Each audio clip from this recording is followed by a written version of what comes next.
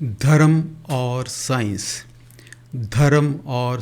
یہ 21ویں صدی ہے، کیونکہ نان بلیور اور بہت سے بدھی مان لوگ یہ کہتے ہیں کہ اس 21ویں صدی میں دھرم ماننے کی کوئی ضرورت نہیں۔ کچھ تو اس کو بے وقوفی ہی کہتے ہیں کہ دھرم پرانے زمانے کی باتیں تھیں، وہ زمانہ نکل گیا، اب نیا دور ہے، سائنس، ٹیکنالوجی اور AI کا دور ہے، اب ہمیں کسی سے کچھ پوچھنے کی یا جاننے کی ضرورت نہیں ہے۔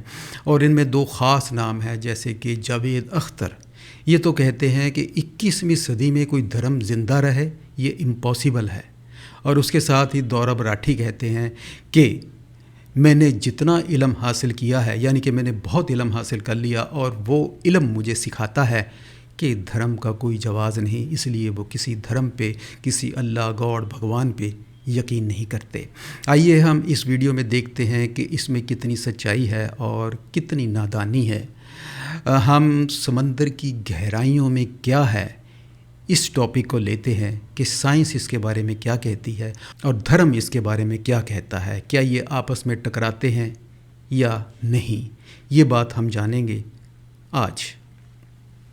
تو پہلے ہم لیتے ہیں سائنس کو۔ سائنس کیا کہتی ہے سمندروں کے اندرونی حالات کے بارے میں۔ آج سے 100-150 سال پہلے ہمیں نہیں پتہ تھا کہ سمندر کی گہرائیوں میں اندھیرا ہوتا ہے۔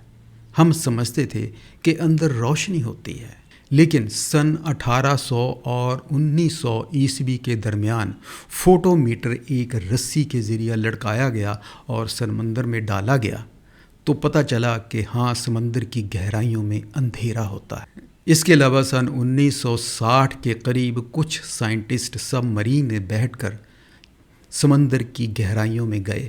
سب مرین ایک لوہے کا باکس، بہت ہی مضبوط لوہے کا باکس، اس میں بیٹھ کر وہ نیچے گئے اور انہوں نے دیکھا کہ ہاں واقعی سمندر کے اندر گہرائیوں میں اندھیرا ہوتا ہے۔ اور یہ سب مرین میں بیٹھ کر نیچے سمندر کی گہرائیوں میں جانا، کیونکہ جوں ہم نیچے جاتے ہیں اس کا پریشر بڑھتا جاتا ہے اور وہ بہت ہی خطرناک ہوتا ہے، بالکل ایسے جیسے ایک خالی پانی کی بوتل، پلاسٹک کی بوتل، اس کے اندر کچھ نہیں ہے، اگر ہم اوپر سے پورا زور سے اس کو دبا دیں تو وہ ایسے پچک جائے گی۔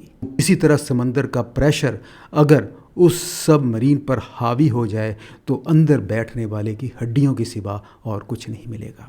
یہ اتنے جوخم ہمیں کیوں اٹھانے پڑے؟ کیونکہ ہم نے سمندر نہیں بنائے، ہم سمندر کی گہرائیوں میں نہیں گئے، ہم نے سمندر کی گہرائیوں میں جا کر ہی ناپا کہ اندر اندھیرا ہوتا ہے۔ اور دوسری بات، سمندر کے اندر لہریں ہوتی ہیں۔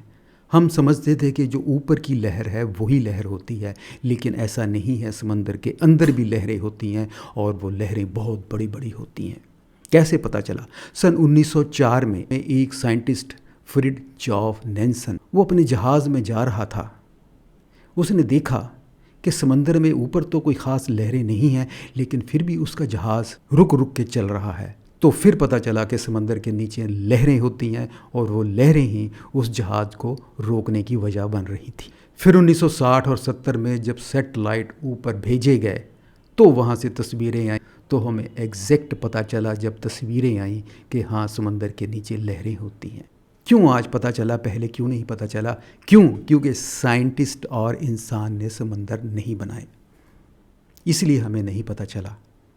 ہمیں پوری تفتیش کرنے کے بعد، جوخم اٹھانے کے بعد، اتنا وقت لگانے کے بعد، اتنا پیسہ خرچ کرنے کے بعد پتہ چلا اگر انسان نے ہی سمندر بنائے ہوتے، کسی بڑے ملک نے جیسے USA وغیرہ نے سمندر بنائے ہوتے یا سکندر نے سمندر بنائے ہوتے تو ہمیں ضرور بہت سالوں پہلے ہی پتہ چل جاتا کہ ہاں سمندر کے اندر کیا ہے، لیکن ہمیں نہیں پتہ چلا۔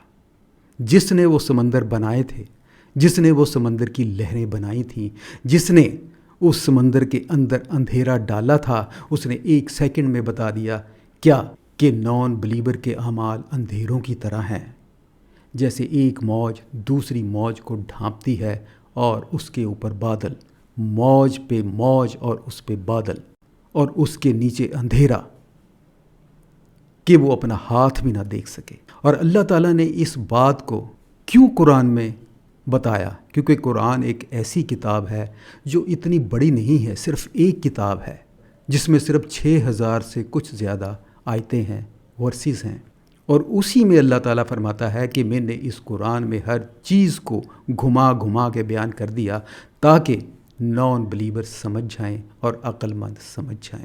ان آیتوں میں اتنا بڑا علم چھپا ہوا ہے، اور اللہ تعالیٰ نے دنیا میں کوئی ایسی چیز نہیں بنائی جس کا کوئی فائدہ نہ ہو، جس کا کوئی مقصد نہ ہو۔ اس نے پوری دنیا ایک حق پر بنائی ہے۔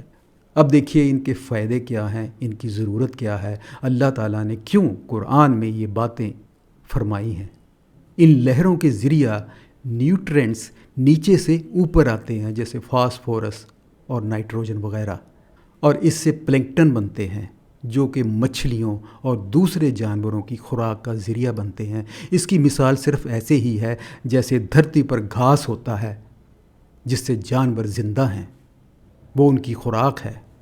اسی طرح سمندر میں پلینکٹن ہوتے ہیں جو کہ سمندر کا گھاس ہیں۔ اگر یہ نہ بنے تو سمندر کے جانور بہت کم ہو جائیں، اور یہ لہریں دھرتی کے ٹیمپریچر کو بیلنس کرتی ہیں، اور آکسیجن سمندر کے نیچے تک جاتی ہے، اور اس سے پانی رکتا نہیں، اور گلوبل کلائمیٹ کنٹرول کرنے میں ان کا ایک اہم رول ہوتا ہے، اور انہی کی وجہ سے 50% آکسیجن بنتی ہے۔ یہ تھے وہ کمال جن کی وجہ سے اللہ تعالیٰ نے یہ آیت فرمائی۔ اور ایک خاص بات اس آیت میں اور بھی ہے کہ موج پہ موج، اس پہ بادل، اندھیرے پہ اندھیرا۔ تو یہ جو سورج کی روشنی ہے جو اوپر سے نیچے سمندر کی گہرائیوں تک پہنچتی ہے، یہ ایک دم ختم نہیں ہو جاتی۔